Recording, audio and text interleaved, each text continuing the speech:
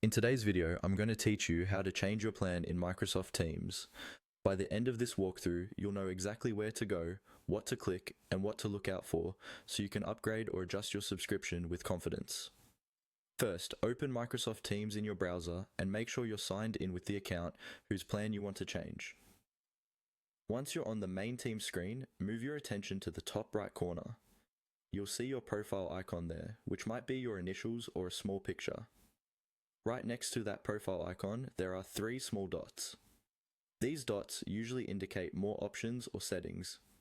Click on those three dots.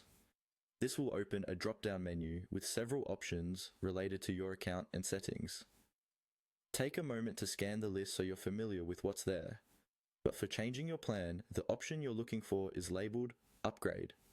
Go ahead and click on Upgrade.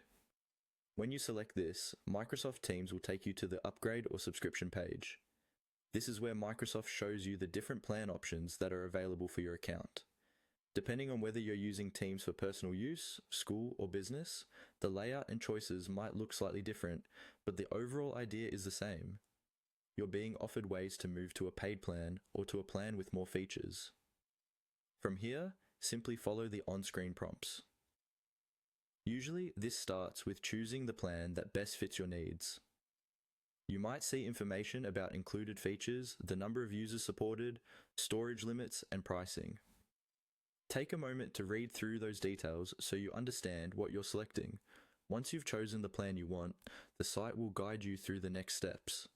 These may include confirming your Microsoft account, entering or confirming billing information, and reviewing the total cost and billing frequency, such as monthly or yearly. Follow each prompt carefully and double-check any payment details you enter for accuracy. Before you finalize, you'll typically see a summary screen. This is your chance to review the plan name, the price, and any terms. If everything looks correct, confirm or complete the purchase as instructed. After